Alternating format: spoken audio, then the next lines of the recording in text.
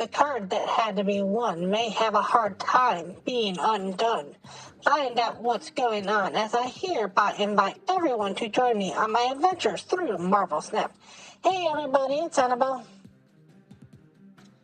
So we have a high voltage that is currently going on. And if you are doing high voltage, you most likely have Lasher at this point. And if you do not have Lasher yet, I think there's still just enough time for him to get it as soon as this is going to go live. So, let me talk about Lasher, since the Lasher does not get a spotlight cash behind it. Lasher, along with its siblings, was apprehended and confined in Area 55 after a meteor struck Earth, bringing with it a small army of symbiotes. The intention was to conduct experiments aimed at developing a super-powered security force. At the time, Ramon Hernandez was a mercenary employed at the facility and was among those selected to bond with a symbiote. Unfortunately, the attempts to bind were rushed, resulting in them becoming irrational and uncontrollable. Lasher was then subdued and subsequently removed forcefully from behind the scenes. Along with his siblings, he was left in a catatonic state as a consequence of this separation. They were all then assigned to a covert government team which trained each host how to carry out a specific task, and this one's particular task was designated to the assignment related to bioweapons. The symbiotes of this team were called upon as backup whenever another team had failed in their missions or whenever a mission needed to be 100% off the books. Lasher possesses the ability to move from one host to another through physical contact, and it prefers to develop tentacles on its back. It will use a wicked approach when attacking others that involves generating long whip-like tentacles that function as limbs, allowing it to become more efficient in combat against adversaries. Initially, it will capture its foes by ensnaring them, following by striking them with forceful lashes. Lasher, like the other symbiotes, experiments a high level of aggression due to its immature nature, due to the status of which it was extracted by the Life Foundation. However, unlike many other symbiotes, they did try to reach out to others to help them in controlling the darkness that resided inside them and challenging their powers for the positive purpose. The current state of this symbiote is weakened, and this stems because of the fact that it's been separated from its host many times and has undergone a series of distressing experiments. Because of this symbiote, more than anyone else, has the most intense fear of being alone. Lasher is an amorphous extraterrestrial being of green biomass who can shapeshift its limbs into weapons to destroy heavy damage and enemies. By achieving symbiosis, the symbiote can afford its host several superhuman abilities. Symbiosis will afford the host superhuman levels of strength, durability, speed, agility, and healing. Though it should be noted that a symbiote can start to degrade after time if not being bound to a host. Lasher is a symbiote who can activate its limbs into weapons, allowing it to be more efficient in combat. Using its powers, it has to capture a foe, ensnaring them and striking them with forceful lashes. This is represented in Marvel Snap by the fact that you can activate this power once per game, and it will lash out to capture a foe at its location, striking it with a force equal to their power. All in all, in Marvel Snap, what the Lasher is it's a 2/2 with the description of activate, which means that it has to be up on the board for one turn, basically, in order to use its activate ability. But then when it does, it'll afflict an enemy there with negative power equal to whatever this card's current power is at that time. All in all, I actually think this is a 4-star card. Now, when I first saw this card, I thought this was a 0-star card, honestly. And that's because I did not read it well. I'll admit right off the bat, I did not read it well, and that's what made me keep confused about it. Because when I first saw this, I thought this was an on-reveal, not an activate. And if this was an on-reveal, who would that be hard to get up and going?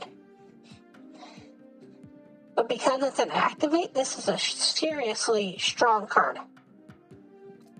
If we were to look at one of the best 2-drops currently in the game, that's Maximus. Maximus is a 2/6. To get the Lasher up to a 2/6, all you have to do is basically put a forge on top of it. You put a forge on top of it, you make that 2 into a 4, and then at the end of the game, you activate and it'll deal 4 to an opponent, which basically is the equivalent of it getting an extra 2 power at that point. Extra 4 power at that point. So it's a 2/2, you get a +2 that brings it up to a 2/4, which basically acts as a 2/8.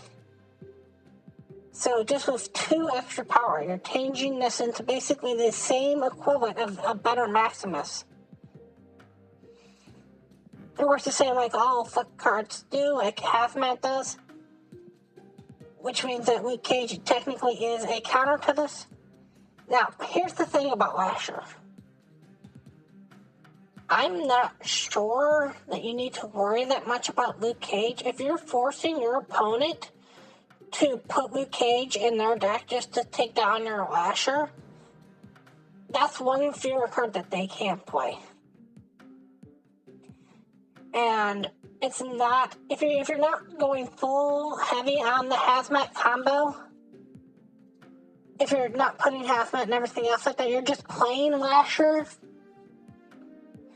and you're basically getting like a buff on here with, like, say, the card that everyone just got for Christmas with, like, also Bloodstone. So if you play this as the 4th card in a location, it'll get that +2 power. But if you don't want to go that hard, again, go back to Forge. Another thing you can use is Hulkbuster. Hulkbuster will put that up to a 5. When that triggers, that'll basically make that into a 10.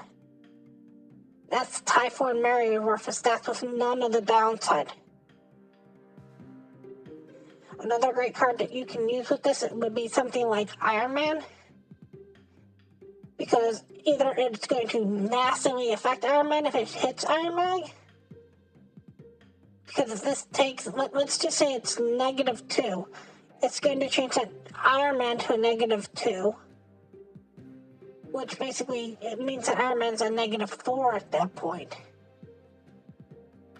And then if you use it with the Iron Man and you trigger this off, you can get some high power. One of the problems that you are going to have with this card from time to time is a weird problem that if you have, you're not that concerned about. It's the same problem that you sometimes have with Warpath, where you kind of need something to be at the location where Lasher's being played in order for it to work. So if you play it out maybe too early, you could have the problem where no one wants to play it because they're too worried about taking the damage. But that's like a weird problem to have that you're not concerned about. The other problem that you always have to be concerned about is any kind of activate card. Activate cards do not work on 6. The last turn that you can play an activate card is 5. Assuming that you're not playing Magic or Limbo or anything else like that. Now, because this is an activate card, and this is one of the ones that you're basically going to play on turn 7, per se, there really isn't too much counter behind it. What you're going to do is you're just going to wait till the very end turn, and then activate it. That way, if there's any kind of buffs or anything else that goes on, you can get more power drain at that point. Now, it is kind of interesting where they've limited this to. Because if they bring this up a power to nerf it, this becomes an interesting card in a Silver Surfer deck. So, I'm not sure how they could change this. I mean, the best change I could see them doing would be like changing this to like a 2-1 maybe. But that's, the most I can see this being changed. This going up to 3 actually makes it better. Another card that you may want to think about with this is the High Evolutionary. Not because it itself gets anything off the High Evolutionary, because it's not a normal card. It's an activate card, but the fact that High Evolutionary is running stuff like Wasp already. And who else did they get? It's Wasp, I think.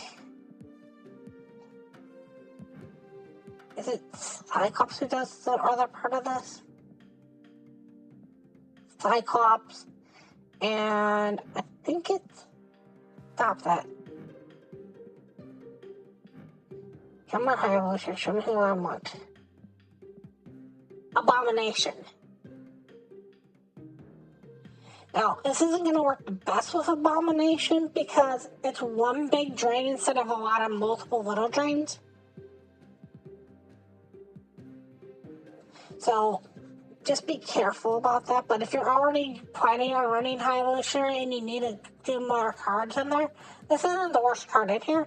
But all in all, I think this is a way better 2-drop. And a lot of people are giving this credit for.